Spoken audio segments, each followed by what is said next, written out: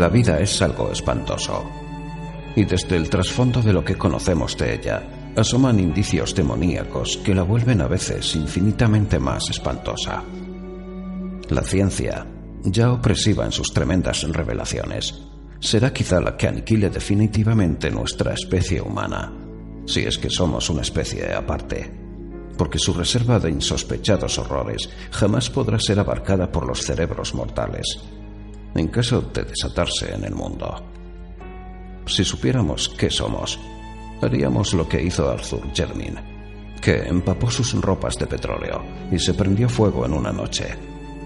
Nadie guardó sus restos carbonizados en una urna, ni le dedicó un monumento funerario, ya que aparecieron ciertos documentos y cierto objeto dentro de una caja que han hecho que los hombres prefieran olvidar. Algunos de los que lo conocían niegan incluso que haya existido jamás. Arthur Jermyn salió al páramo y se prendió fuego después de ver el objeto de la caja, llegado de África. Fue este objeto, y no su raro aspecto personal, lo que lo impulsó a quitarse la vida. Son muchos los que no habrían soportado la existencia de haber tenido los extraños rasgos de Arthur Jermyn. Pero él era poeta y hombre de ciencia, y nunca le importó su aspecto físico. Llevaba el saber en la sangre. Su bisabuelo, el barón Robert Jermyn, había sido un antropólogo de renombre, y su tatarabuelo, Wade Jermyn, uno de los primeros exploradores de la región del Congo, y autor de diversos estudios eruditos sobre sus tribus animales y supuestas ruinas. Efectivamente, Wade estuvo dotado de un celo intelectual casi rayano en la manía. Su extravagante teoría sobre una civilización congoleña blanca le granjeó sarcásticos ataques cuando apareció su libro Reflexiones sobre las diversas partes de África. En 1765, este intrépido explorador fue internado en un manicomio de Huntingdon.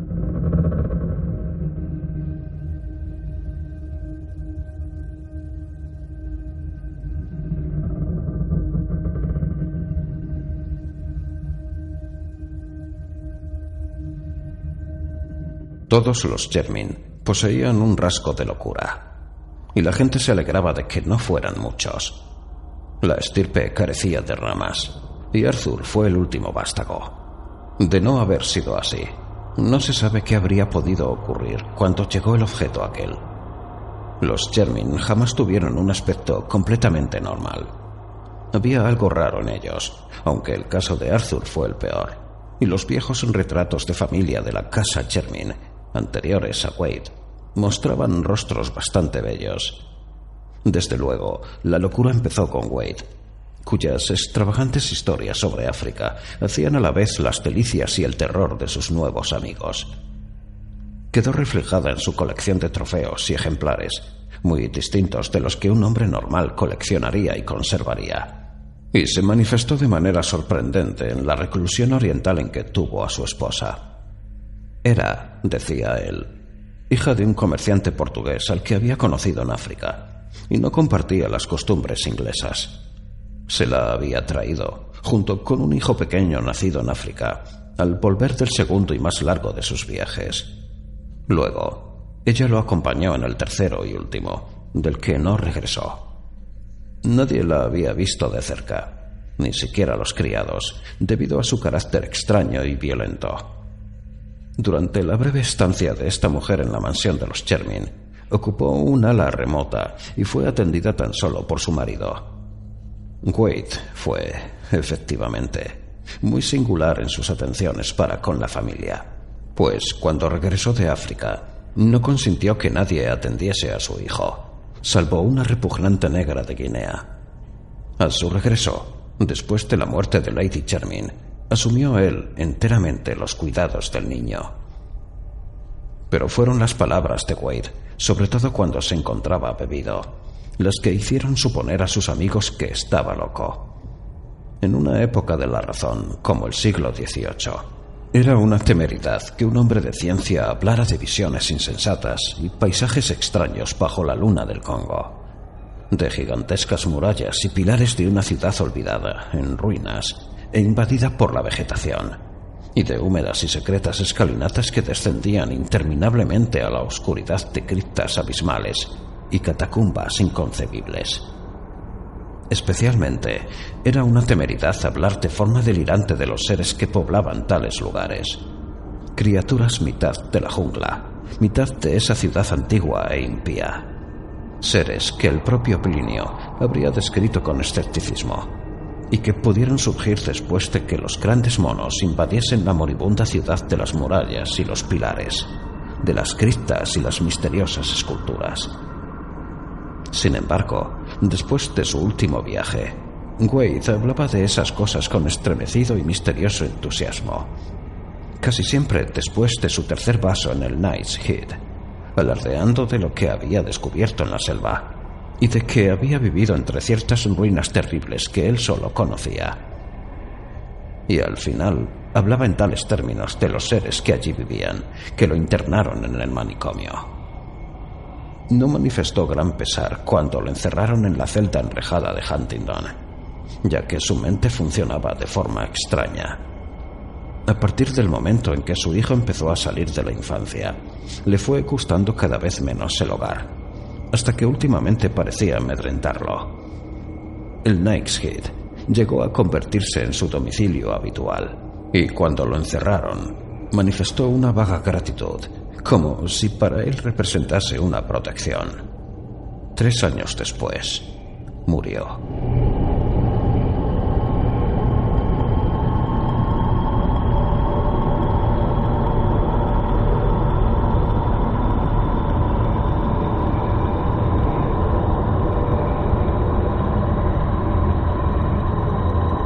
Philip, el hijo de Wade Chermin, fue una persona extraordinariamente rara.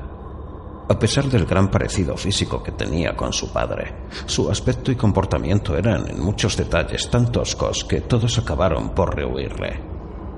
Aunque no heredó la locura como algunos temían, era bastante torpe y propenso a periódicos accesos de violencia.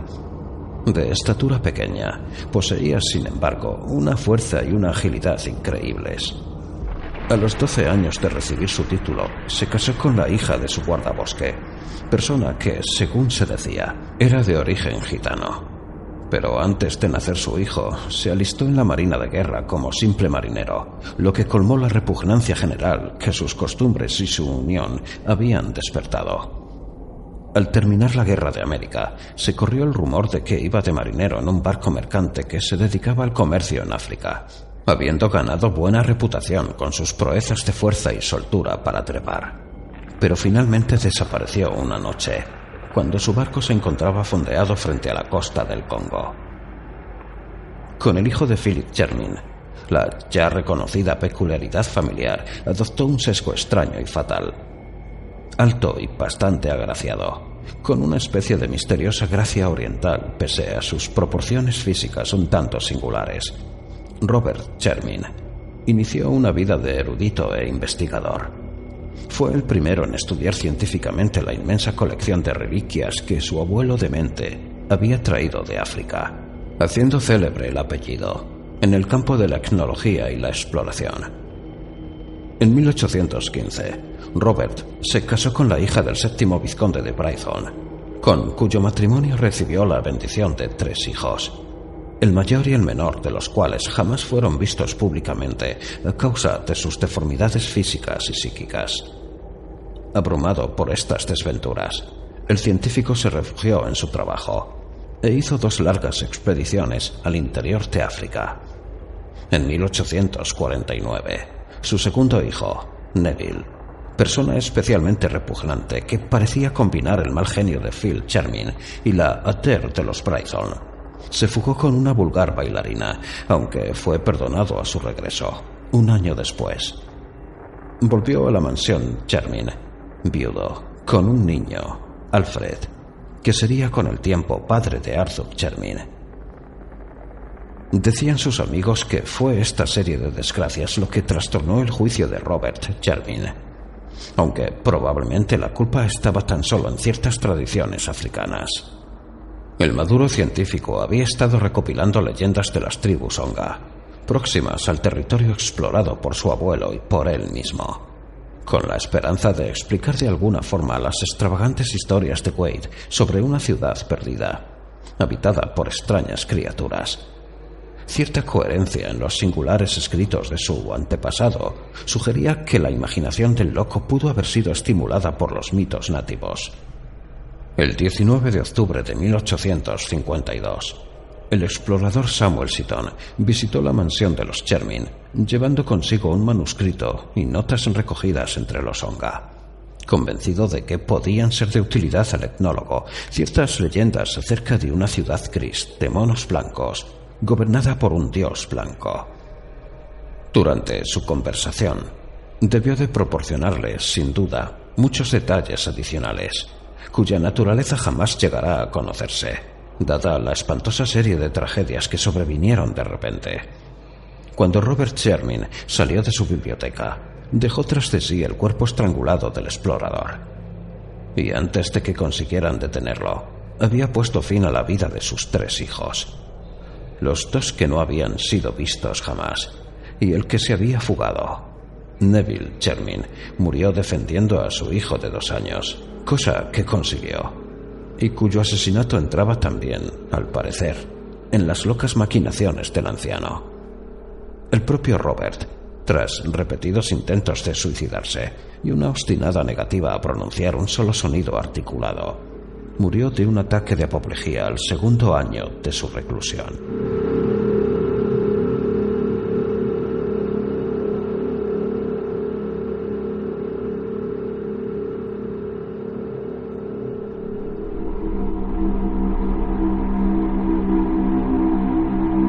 Alfred Chermin fue varón antes de cumplir los 4 años, pero sus gustos jamás estuvieron a la altura de su título. A los 20 se había unido a una banda de músicos y a los 36 había abandonado a su mujer y a su hijo para enrolarse en un circo ambulante americano. Su final fue repugnante de veras.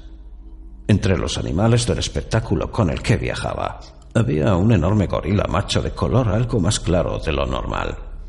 Era un animal sorprendentemente tratable y de gran popularidad entre los artistas de la compañía. Alfred Chermin se sentía fascinado por este gorila, y en muchas ocasiones los 2 se quedaban mirándose a los ojos largamente a través de los barrotes. Finalmente, Chermin consiguió que le permitiesen adiestrar al animal, asombrando a los espectadores y a sus compañeros con sus éxitos. Una mañana, en Chicago, cuando el gorila y Alfred Chermin ensayaban un combate de boxeo muy ingenioso, el primero propinó al segundo un golpe más fuerte de lo habitual, lastimándole el cuerpo y la dignidad del tomador aficionado. Los componentes de el mayor espectáculo del mundo prefieren no hablar de lo que siguió. No se esperaban el grito escalofriante e inhumano que profirió Alfred, ni verlo agarrar a su torpe antagonista con ambas manos, arrojarlo con fuerza contra el suelo de la jaula y morderlo furiosamente en la garganta peluda. Había cogido al gorila desprevenido, pero este no tardó en reaccionar, y antes de que el domador oficial pudiese hacer nada, el cuerpo que había pertenecido a un parón había quedado irreconocible. Arthur Chermin era hijo de Alfred Chermin y de una cantante de music hall de origen desconocido. Cuando el marido y padre abandonó a su familia, la madre llevó al niño a la casa de los Chermin, donde no quedaba nadie que se opusiera a su presencia. No carecía ella de idea sobre lo que debe ser la dignidad de un noble, y cuidó que su hijo recibiese la mejor educación que su limitada fortuna le podía proporcionar. Los recursos familiares eran ahora dolorosamente exiguos, y la casa de los Chermin había caído en penosa ruina. Pero el joven Arthur amaba el viejo edificio con todo lo que contenía. A diferencia de los Chermin anteriores, era poeta y soñador. Algunas de las familias de la vecindad que habían oído contar historias sobre la invisible esposa portuguesa de Wade Chermin afirmaban que estas aficiones suyas revelaban su sangre latina, pero la mayoría de las personas se burlaban de su sensibilidad ante la belleza, atribuyéndola a su madre cantante, a la que no habían aceptado socialmente. La delicadeza poética de Arthur Chermin era mucho más notable si se tenía en cuenta su tosco aspecto personal. La mayoría de los Chermin había tenido una pinta sutilmente extraña y repelente. Pero el caso de Arthur era asombroso. Es difícil decir con precisión a qué se parecía. No obstante, su expresión, su ángulo facial y la longitud de sus brazos producían una viva repugnancia en quienes lo veían por primera vez. La inteligencia y el carácter de Arthur Jermyn, sin embargo, compensaban su aspecto. Culto y dotado de talento, alcanzó los más altos honores en Oxford y parecía destinado a restituir la fama de intelectual a la familia. Aunque de temperamento más poético que científico, proyectaba continuar la obra de sus antepasados en arqueología y etnología africanas, utilizando la prodigiosa aunque extraña colección de Quaid. Llevado de su mentalidad imaginativa, pensaba a menudo en la civilización prehistórica en la que el explorador loco había creído absolutamente, y tejía relato tras relato en torno a la silenciosa ciudad de la selva, mencionada en las últimas y más extravagantes anotaciones.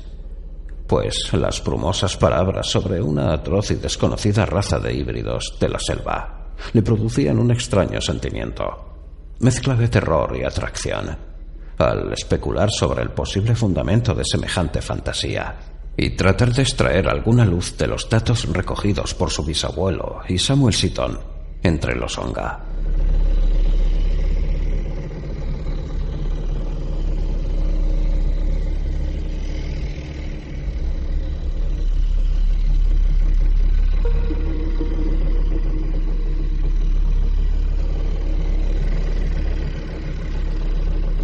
En 1911, después de la muerte de su madre, Arthur Jermyn decidió proseguir sus investigaciones hasta el final.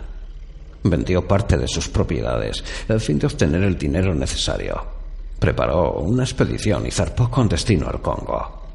Contrató a un grupo de guías con ayuda de las autoridades belgas y pasó un año en las regiones de Onga y Kaliri, donde descubrió muchos más datos de lo que él se esperaba. Entre los Kaliri había un anciano jefe llamado Wanu, que poseía no solo una gran memoria, sino un grado de inteligencia excepcional y un gran interés por las tradiciones antiguas. Este anciano confirmó la historia que Jermyn había oído, añadiendo su propio relato sobre la ciudad de piedra y los monos blancos, tal como él la había oído contar. Según Wanu, la ciudad gris y las criaturas híbridas habían desaparecido, aniquiladas por los belicosos Bangus hacía muchos años. Esta tribu, después de destruir la mayor parte de los edificios y matar a todos los seres vivientes, se había llevado a la diosa disecada que había sido el objeto de la incursión, la diosa mono blanca, a la que adoraban los extraños seres, y cuyo cuerpo atribuían las tradiciones del Congo a la que había reinado como princesa entre ellos. Wanu no tenía idea del aspecto que debieron de tener aquellas criaturas blancas y simiescas, pero estaba convencido de que eran ellas quienes habían construido la ciudad en ruinas. Jermyn no pudo formarse una opinión clara. Sin embargo, después de numerosas preguntas, consiguió una pintoresca leyenda sobre la diosa disecada. La princesa Mono, se decía, se convirtió en esposa de un gran dios blanco llegado de Occidente. Durante mucho tiempo reinaron juntos en la ciudad, pero al nacerles un hijo, se marcharon de la región. Más tarde, el dios y la princesa habían regresado, y a la muerte de ella, su divino esposo había ordenado momificar su cuerpo, entronizándolo en una inmensa construcción de piedra, donde fue adorado. Luego volvió a marcharse solo. La leyenda presentaba aquí tres variantes. Según una de ellas, no ocurrió nada más, salvo que la diosa disecada se convirtió en símbolo de supremacía para la tribu que la poseyera. Este era el motivo por el que los Bangus se habían apoderado de ella. Una segunda versión aludía al regreso del dios y su muerte a los pies de la entronizada esposa. En cuanto a la tercera, hablaba del retorno del hijo, ya hombre, o mono, o dios, según el caso, aunque ignorante de su identidad. Sin duda, los imaginativos negros habían sacado el máximo partido de lo que subyacía debajo de tan extravagante leyenda, fuera lo que fuese.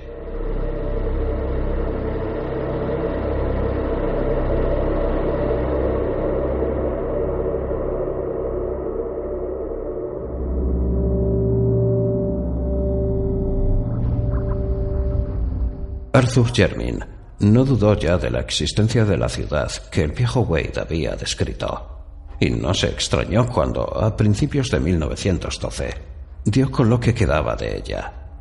Comprobó que se habían exagerado sus dimensiones, pero las piedras esparcidas probaban que no se trataba de un simple poblado negro. Por desgracia, no consiguió encontrar representaciones escultóricas, y lo exiguo de la expedición impidió emprender el trabajo de despejar el único pasadizo visible que parecía conducir a cierto sistema de criptas que Wade mencionaba.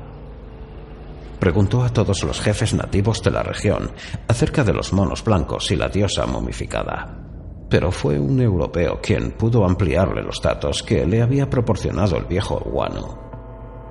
Un agente belga de una factoría del Congo, M.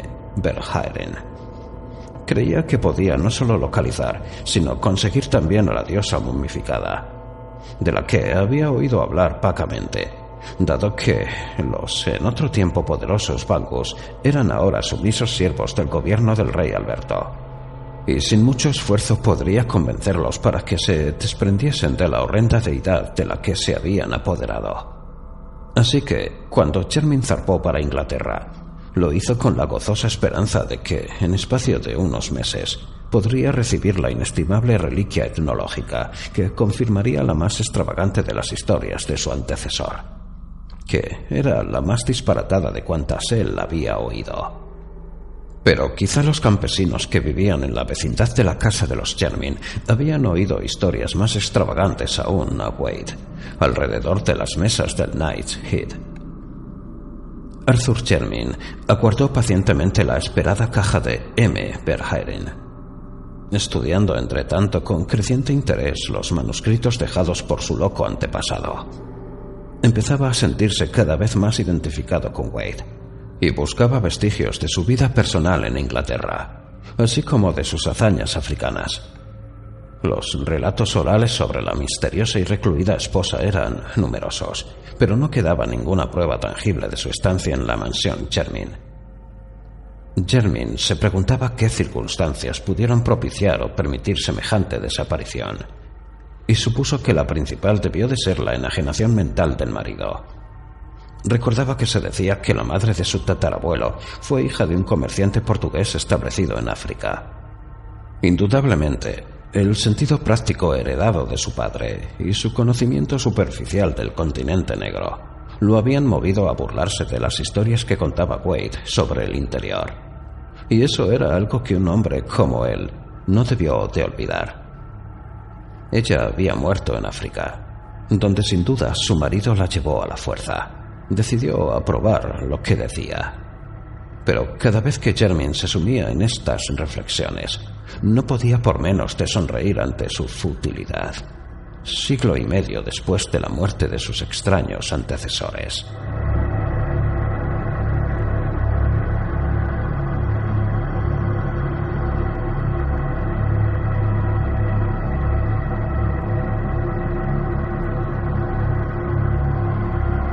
En junio de 1913 le llegó una carta de M. Verhaeren, en la que le notificaba que había encontrado la diosa disecada. Se trataba, decía el belga, de un objeto de lo más extraordinario, un objeto imposible de clasificar para un profano. Solo un científico podía determinar si se trataba de un simio o de un ser humano, y aún así, su clasificación sería muy difícil dado su estado de deterioro.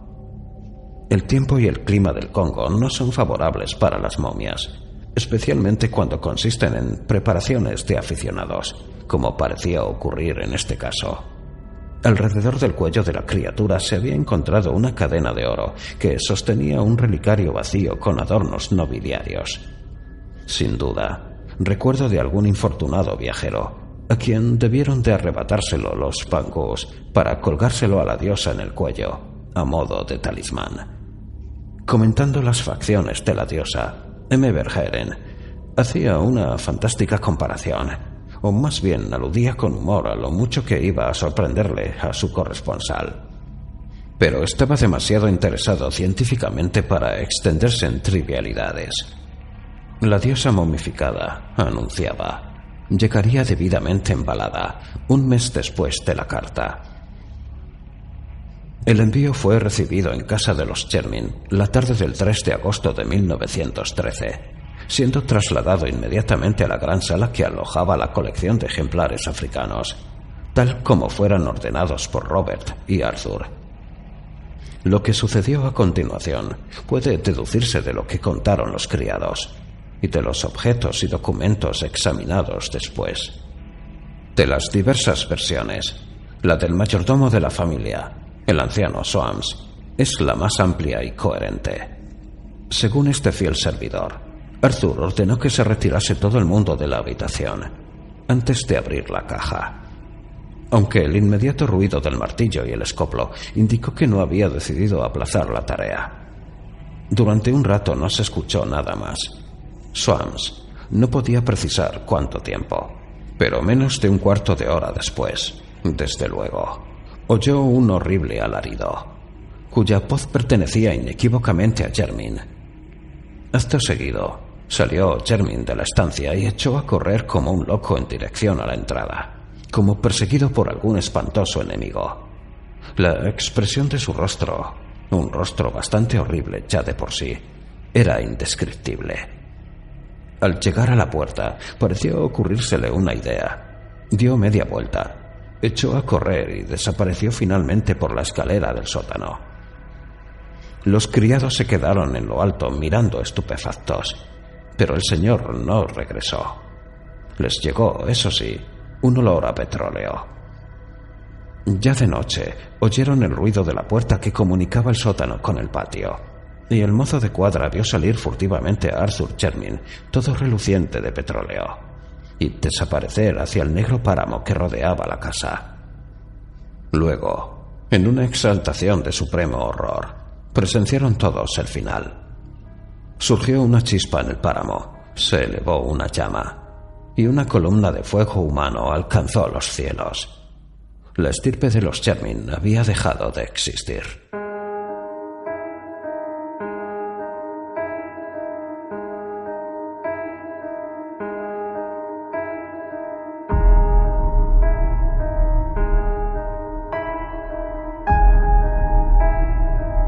La razón por la que no se recogieron los restos carbonizados de Arthur Jermyn para enterrarlos está en lo que encontraron después, sobre todo en el objeto de la caja.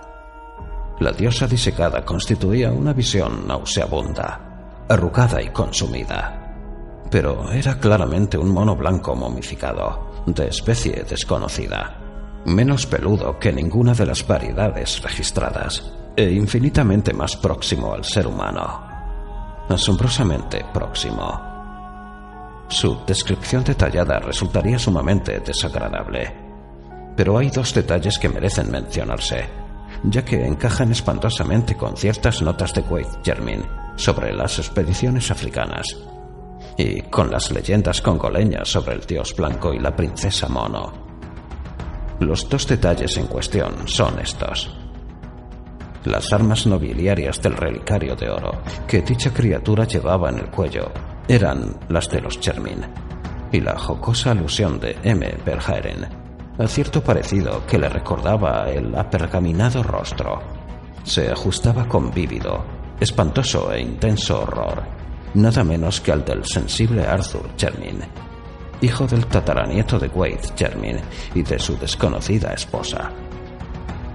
Los miembros del Real Instituto de Antropología quemaron aquel ser, arrojaron el relicario a un pozo, y algunos de ellos niegan que Arthur Jermyn haya existido jamás.